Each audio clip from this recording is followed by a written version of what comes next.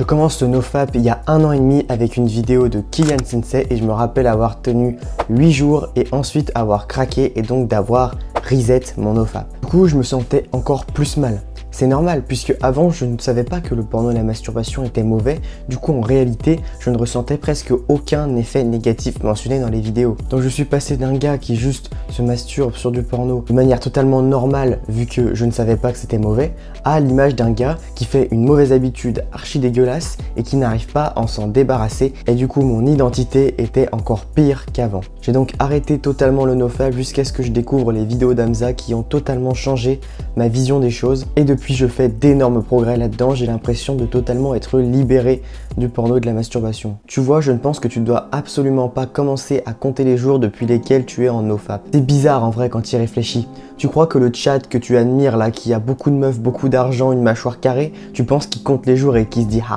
ah oui, je suis jour 100 NoFap, c'est pour ça que j'ai autant de succès. Non. Il n'y a vraiment que les losers et les branleurs, littéralement, qui comptent le jour pendant lesquels ils n'ont pas touché leur zizi. À la place, fais plutôt le NoFap dont je vais parler dans cette vidéo. Mais juste avant que je te donne les conseils, moi c'est Malo, t'es sur la chaîne MaloDK et sur cette chaîne, j'aide un maximum d'hommes à reprendre leur vie en main et à améliorer leur santé physique et mentale ainsi que leur productivité, bref, un peu tous les aspects de leur vie. Donc si t'es intéressé, n'hésite pas à t'abonner. Petit conseil, oublie le NoFap. Penser au NoFap et compter les jours ne fera que te rendre pire. Ce n'est pas qu'il faut le faire, mais juste oublie que le porno et la masturbation existent et que c'est quelque chose. En fait, le problème du NoFap, ça te fait croire que si tu reset, c'est-à-dire si tu te remasturbes après avoir arrêté pendant 3-4 jours, et bah tu réinitialises tous tes progrès. Mais le problème c'est que ça marche absolument pas comme ça. Tu crois vraiment que ton corps il fonctionne en termes de streaks, c'est-à-dire au bout de jours d'affilée auxquels tu t'as pas touché ton zizi. Ce qui compte vraiment c'est le nombre de fois que tu l'as fait durant les 3 à 6 mois derniers. Mais les youtubeurs NoFap en général ne te disent pas ça, tout simplement parce que c'est moins sexy, ça fait moins vendre. C'est plus sympa de dire ok, donc si tu tiens 90 jours, tu vas voir, tu seras ultra successful, tu seras une nouvelle personne, tu gagneras plus d'argent, tu auras une meuf, tu auras plus d'amis.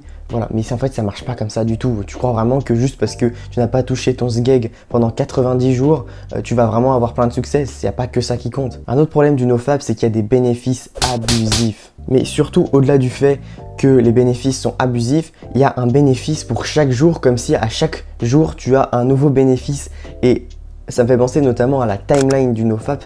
Il n'y a rien de plus débile que ça, il faut vraiment être bête pour croire à ça. Je vois souvent des trucs du style ok, au bout d'1 semaine, tu te sentiras plus confiant. Au bout de 2 semaines, tu auras un boost de testo. Au bout de 3 semaines, tu gagneras du muscle. Au bout de 4 semaines, tu feras un PR à la salle. Non mais encore une fois, ça ne marche pas comme ça. C'est pas parce que tu arrêtes de te masturber que tu vas avoir comme ça magiquement des résultats. Et puis en plus, c'est comme si les résultats étaient chiffrés chaque jour. Déjà, ça dépend d'énormément de facteurs et d'énormément d'individus. Tu peux pas vraiment faire des timelines aussi précises et avec des bénéfices comme ça qui sont en plus abusifs. Pour moi, les réels avantages du NoFap que j'ai vraiment ressenti, c'est que déjà tu te sens beaucoup moins comme une merde. Tu gagnes pas mal de temps, hein, mine de rien. Tu es aussi plus à l'aise avec les filles parce que le porno, en fait, c'est surtout le porno, ça fout en l'air ton cerveau. Ça te donne une conception un peu bizarre des filles parce que tu les vois d'un côté totalement nues et totalement soumises à toi en fait. Quand tu les regardes, c'est comme si elles étaient prêtes à baiser avec toi quoi. Alors que dans la vraie vie, bah, t'as aucune femme et puis tu les vois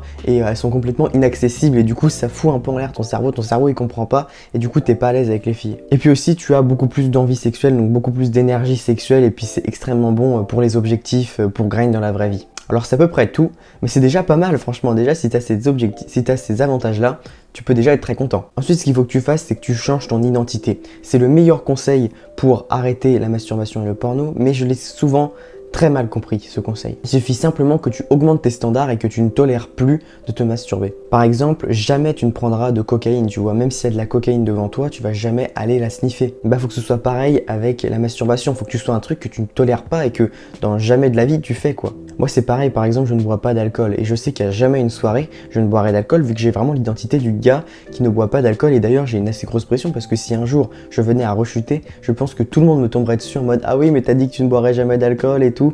Donc j'ai une énorme pression et je ne peux pas boire en fait. J'ai fait la même chose avec la branlette. Tu ne dois pas te dire j'arrête le porno, mais je ne regarde pas de porno. Et du coup quand tu ressens des envies, et bah tu te dis pas ah ouais faut que j'aille me masturber et tout. Tu te dis ah ouais, ah c'est cool d'être un homme, t'as des envies, t'as du désir, c'est cool. Et puis voilà. Il faut que tu dissocies vraiment la sensation que tu as avec le fait de se masturber.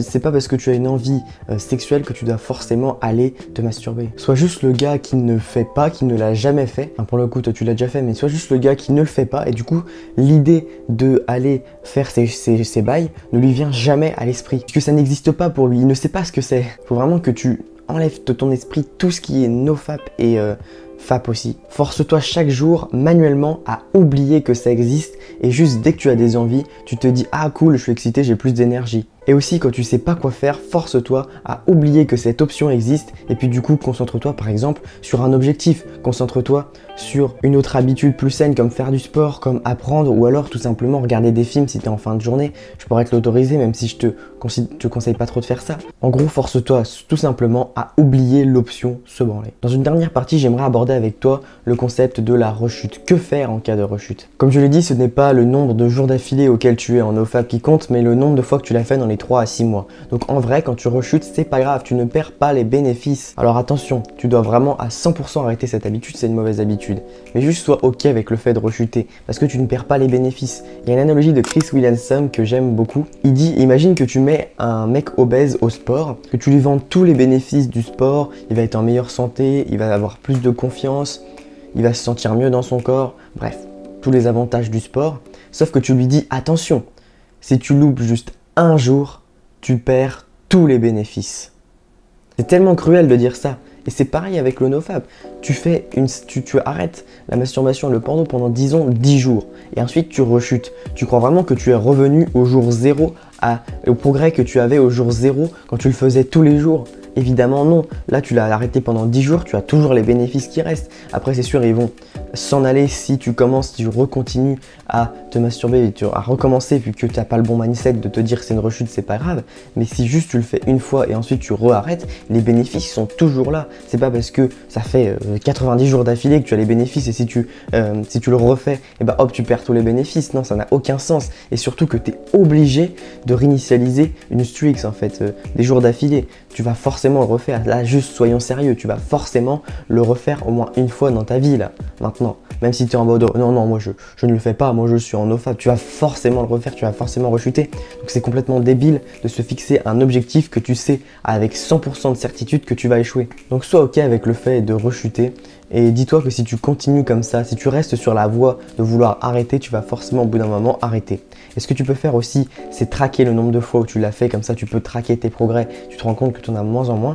Alors je trouve ça un peu bizarre de faire ça parce que ça fait toujours le mec un peu bizarre qui traque le nombre de fois où voilà, c'est Flash McQueen la Piston Cup. Mais j'ai l'impression que j'arrive à faire plus de progrès quand je traque ça parce que j'ai plus la sensation de contrôle sur le nombre de fois où je le fais. Même si encore une fois, maintenant je le fais quasiment plus. Alors pour récapituler, tu dois oublier à propos du nofap parce que c'est juste une industrie qui te raconte des conneries. Considère juste la masturbation et le porno comme une mauvaise habitude, comme une autre. En deuxième, change ton identité, vois-toi comme un gars qui ne se masturbe pas et donc du coup ça ne lui vient jamais à l'esprit l'option de se masturber parce que il ne le fait jamais puisque ça ne lui vient jamais à l'esprit en fait. Et puis troisièmement, sois ok avec la rechute, tu ne perds pas les bénéfices, t'inquiète pas, n'écoute pas ces youtubeurs en nofap, donc arrête bien sûr, mais sois ok avec toi, sois gentil avec toi quand tu rechutes. Tu appliques les 3 conseils de cette vidéo, tu vas voir que tu te sentiras comme moi libéré de porno et masturbation et ce sera vraiment un gros soulagement. J'étais ultra content quand je me suis réalisé que ah ouais en fait je suis libéré, j'ai plus envie. C'est vraiment un énorme soulagement. Tu peux également me suivre sur mon Instagram, @malo_DKNL. Bon maintenant, si tu arrêtes le porno et la masturbation, tu as besoin d'avoir un autre projet qui comble le temps que tu vas gagner. Et bah si tu veux, tu peux lancer ta chaîne YouTube et justement faire une vidéo pour commencer sa chaîne YouTube. C'est juste là, tu as juste à cliquer. Et sur ce, je te dis ciao. Le plus important, ce n'est pas de tout faire tout bien tous les jours, mais c'est de tenir sur le long terme. Ciao.